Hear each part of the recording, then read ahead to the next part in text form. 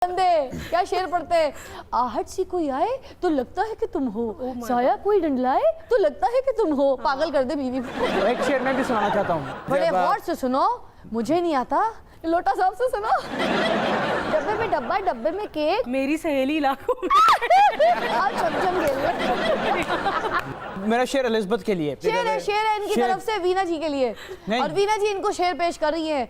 हरी हरी घास में, हरी हरी घास में मेरा इंतजार करना, अगर मैं ना आऊं तो गधे से प्यार करना। रोज फिरती हो सफेद कपड़ों में फराज, कदी काला जोड़ा पा साड़ी फरमाइश थे। ਜੋਈ ਸਾਹਿਬ ਦੀ ਸ਼ਾਇਰੀ ਜਿਹੜੀ ਹੈ ਨਾ ਕਿਸੇ ਸ਼ਾਇਰ ਤੋਂ ਨਹੀਂ ਫੇਸਬੁੱਕ ਤੋਂ ਮੁਤਾਸਰ ਹੈ। बॉलीवुड की स्टैंप लगने के बाद आर्टिस्टों में बड़े नखरे आ जाते हैं, तो आप में कोई नखरा क्यों नहीं आया? आप तो बहुत डाउन टू अर्थ हो गई हैं। बल्कि मेरा ख्याल है पहले मुझ में बहुत नखरे होते थे। आई थिंक बॉलीवुड में एक चीज़ मैंने ज़रूर सीखी है, honestly, professionalism. Okay. Professional be it Amitabh Bachchan और शाहरुख खान और सलमान खान और anybody, any bigger star, they have to be on time on sets. और मैंने कभी किसी को कोई कंप्लेंट्स करते नहीं सुना, और they all are very very professional. और मेरा ख्याल है कि इन तमाम इंटरेक्शंस के बाद, और वहाँ पे 3 साल एक प्रोजेक्ट करने की अलग बात होती है, आप एक सर्टन प्रोजेक्ट करते हैं, लेकिन वहाँ पे आप जब 3 years is long time I spend there. मैंने रियलिटी शोज़ भी किए और फिल्म्स भी की। इस दौरान I have really really you know groomed as an actor कि आपको पेशेंस भी आपके अंदर होना चाहिए, आपके अंदर प्रोफेशनलिज्म भी होना चाहिए। आप अपना अच्छा काम करके किसी का कोई उधार वापस नहीं कर रहे हैं, किसी के ऊपर कोई एहसान नहीं कर रहे हैं। It's just that you know you are doing justice to your own abilities, और आप वो एक्चुअली अपने साथ भला कर रहे होते हैं। तो शुरू में मैं थोड़ी अक्सर ऐसा होता था कि शूट्स कैंसिल भी कर देती थी, थोड़ी मूडी भी होती थी। मगर since it's some few years now, मुझे नहीं याद मैंने आज तक अपना कोई शूट कैंसिल किया, और मुझे ये भी नहीं याद कि मैं कभी लेट पहुंची हूँ सेट पे। वाह। शाहरुख खान, जी सलमान खान, अमिताभ बच्चन ਨੂੰ ਤੁਸੀਂ ਮਿਲੇ? हाँ, बहुत काफ़ी दफ़ा। मैं ਜਦੋਂ ਜਾਣਾ ਉਹ ਕਹਿੰਦੇ ਚਾਹ ਲਿਆਓ, फिर मैं लैंड चले जाना। अच्छा, मुझे सच सच बताइएगा, हमसाए मुल्क में किसी ने आप पर कोई लाइन मारी? कोई सलमान खान, ऋतिक रोशन, शाहरुख खान, कभी कोई कॉल आई, कभी किसी ने कहा आपको आए मुझसे इतना इधर मिल लो, इस टाइम पे मिल लो? नहीं ऐसा लाल कुछ रंग नहीं की हुआ। कपड़ा पहन के आना, कभी कोई बात हुई? नहीं, मैं पहली दफ़ा जब मैं went to India, so I collaborated with Salman Khan. उनके साथ 3 महीने का प्रोजेक्ट था जो बिग बॉस, जिस पे हमने काम किया। सो इनिशियली मुझे, बल्कि मेरे इनमेट्स जो थे, जो मेरे कलीग्स थे बिग बॉस में, उन्होंने मुझे बताया you know Salman Khan really likes you. मुझे बाद में मैंने कहा what do you mean? No, the way he looks at you, the way he talks to you, I think he has got gorgeous eyes. लेकिन जब वो हमारे बिग बॉस के घर के अंदर आए थे, तो ऐसा तो नहीं है कि उन्होंने मुझे कोई लाइन वगैरह मारी थी, लेकिन उन्होंने मुझे ये ज़रूर कहा था कि when I got out of big boss house, तो पनवेल में उनका जो फार्म हाउस है, वहाँ पर उन्होंने एक बहुत ही ज़बरदस्त डिनर रखा था, पार्टी रखी थी। और जब मैं पाकिस्तान वापस आ रही थी, तो बहुत सारी कॉन्ट्रोवर्सीज थी और बहुत सारी ऐसी चीज़ें थी। तो मुझे कहने लगे I still remember he just you know did this. और मुझे कहा कि वीना जी आप जाएं, you are such a brave person, आप 100 साल जिएंगे, आपको कोई कुछ नहीं कह सकता, ब्रेव होके जाएं। And if you need me, you know, अगर आपको लगता है कि कभी ज़िंदगी में मेरी कोई स्टेटमेंट या मेरी कोई बयान आपको चाहिए, तो I would be always there, despite the fact कि मैंने उनको कभी नहीं कहा। I think he is always very respectful. Dubai में फिर उनसे मेरी मुलाकात हुई थी, तो he was very very respectful. Line मारने का तो ऐसा सच याद नहीं है, लेकिन वो अजय देवगन एक शो में आए थे हमारे में, तो किसी ने उनसे पूछा कि आपको वीना जी कैसी लगी? तो कहते बहुत ज़ोर से लगी। तो लगी होंगी ना, बजी होंगी जाके दिल में। ਚੱਲ ਯਾਰ ਚਾਚਾ ਚੱਲੀਏ ਬਾਹਰ ਜਾ ਕੇ ਕਿਤੇ ਭੱਲਿਆਂ ਦੀ ਰੇੜੀ ਲਾਈਏ, ਤੇ ਕਿਤੇ ਗੁਜ਼ਾਰਾ ਹੋਣਾ। ਕਤਰੀਨਾ ਕੈਫ ਨੇ ਮੇਰੇ ਤੇ ਲਾਈਨ ਮਾਰੀ। ਹਾਂ, ਪੈਨ ਫੜ ਕੇ ਤੇ ਇੰਜ ਮਾਰੀ ਮੇਰੇ ਪਿੱਛੇ। ਡਬਲ ਲਾਈਨ ਮਾਰੀ ਕਰਾਸ ਵਾਲੀ, ਕਹਿੰਦੀ ਕਦੀ ਐਕਟਰ ਨਹੀਂ ਬਣ ਸਕਦਾ। और आपको पता है कि सलमान खान और ऐश्वर्या राय की लड़ाई किस वजह से हुई? किस वजह से? मेरी वजह से। हाँ, दोनों दे मोबाइल लेके दौड़ गए। ऐश्वर्या मेरे पे मर मिटी थी। वो तो विवेक ओबरॉय नहीं था? मैं 70,000 साल पहले विवेक ओबरॉय हुआ करता था। और मजे की बात, ये बॉलीवुड में गई हैं, बॉलीवुड के स्टंट सारे मैं करता हूँ। अच्छा जी, मैंने तो नहीं देखा आपको कभी। ਕਈ ਫਿਲਮਾਂ 'ਚ ਬਾਂਦਰ ਬਣ ਕੇ ਇਹਨਾਂ ਨੇ ਛਾਲਾ ਮਾਰਿਆ।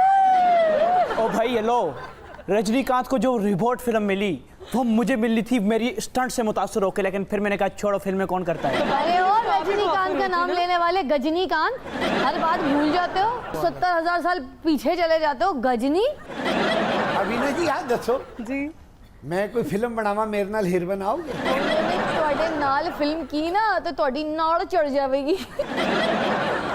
ਵੀਨਾ ਜੀ ਸਿਰਫ ਇੱਕੋ ਹੀ ਫਿਲਮ 'ਚ ਹੁਣ ਕੰਮ ਕਰਨਗੇ। ਕਿਹੜੀ? ਮੇਰੀ ਸ਼ਾਦੀ ਦੀ ਫਿਲਮ। ਹਾਏ ਹਾਏ ਦੱਸ।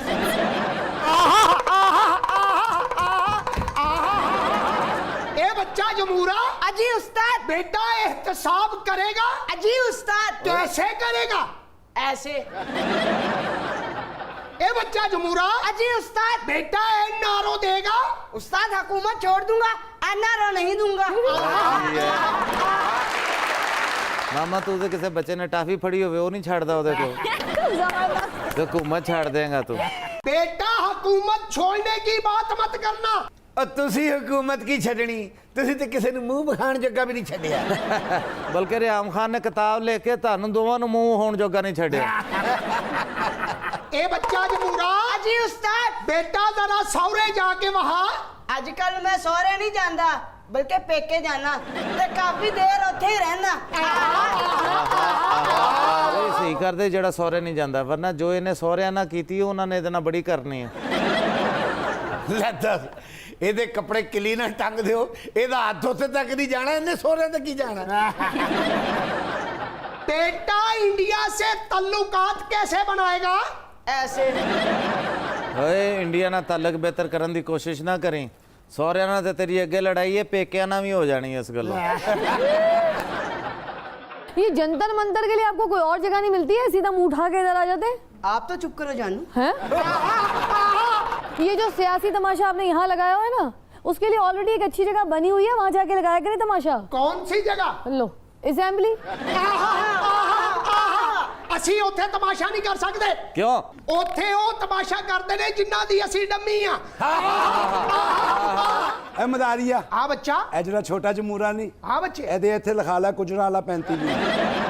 ਤੇ ਟੁਰ ਪਿਆ ਕਰੇ ਤੇ ਬਾਅਦ 'ਚ ਪਤਾ ਲੱਗੇ 17 ਮੀਲ ਰਹਿ ਗਏ, ਲਿਖਿਆ 35 है। बेटा जब भी यहाँ प्रोग्राम में आए हैं खाली हाथ ही यहाँ से गए हैं।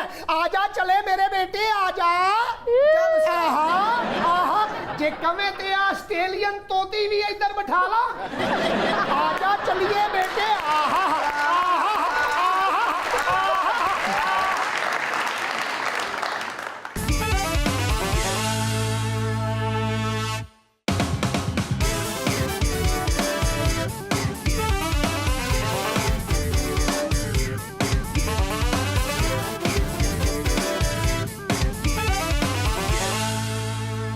अच्छा मेरे छन्नो का एक्सपीरियंस कैसा रहा? I think it was great because one of the Bollywood's leading choreographer Ahmad Khan ने उसको कोरियोग्राफी की थी उस गाने की। मुश्किल हुआ? और practices हाँ वो हुई काफी? चैलेंजिंग इसलिए था कि उसमें एक पार्ट में तो एक पार्ट ऐसा था जिसमें आई वाज ऑलमोस्ट वेयरिंग तकरीबन कोई 17 इंच की 15 इंच की कोई हील थी। अच्छा फिर? जिसमें I was just taller to the you know. तो वो था और ख़ास तौर पे उसके जो कॉस्ट्यूम्स थे वो हमारे लिए बहुत ज़्यादा challenging. I really enjoy doing that. और उसके बाद भी एक मैंने रितेश देशमुख की फिल्म में एक आइटम सॉन्ग किया था विद ओमपुरी एंड एवरीबडी, मैं तो तेरी फ़ैन बन गई। आई थिंक आइटम सॉन्ग में जो ऑल टुगेदर पूरी फिल्म के अंदर इतनी मेहनत नहीं हुई होती है, जो उस आइटम सॉन्ग के ऊपर जितना बजट और जितना Really? oomph जो फैक्टर होता अच्छा है। जो लाइट वाले कपड़े थे वो कौन से वाले गाने में थे? It was छन्नो। बट वो कोई बॉडी को करंट कुछ तो नहीं लगने वाली गाने थी? क्योंकि आई रिमेंबर वो अमिताभ साहब की जो फिल्म थी जिसमें उन्होंने सारा जमाना हसीनों का तो उनके जब वो कपड़ों में वो लाइटिंग वाला सिस्टम उस जमाने में शायद तो उनको लगा था। लेकिन ये ज़रूर होता था कि वो जब शूटिंग चल रही थी तो कोई ना कोई बीच में से लाइट फ्यूज हो जाती थी। फिजा जी वो जो इनका लाइट वाला ड्रेस था ना, हाँ। उसको कभी लाइट नहीं लेना आपने। That was so special. वहीं से आपको इश्क हुआ इनसे। ਮੈਨੂੰ तो पिंडियों होया है उदों ते हाले ਮੈਨੂੰ भी नहीं पता इन्होंने गाना करना है कि नहीं। वो बत्तियों वाले कपड़े देख के आपकी बत्ती गुम हुई हुई है उस टाइम से। हाँ जी, मेरी अपनी बैटरियां डेड हो गई तो। और मजे की बात ये कि छन्नो वाली जो गाना था वो मुझे कहा था आइटम सॉन्ग आप करो। हाँ जी, इन्होंने पत्ते बन के बांदरा के करना। ऐसे लोगों के ऊपर पर गाना पता है कौन सा बजता है जब छन्नों वाले कपड़े पहनते हैं? बंदर रोड से किनारी बाबू चले रे घोड़ा गाड़ी।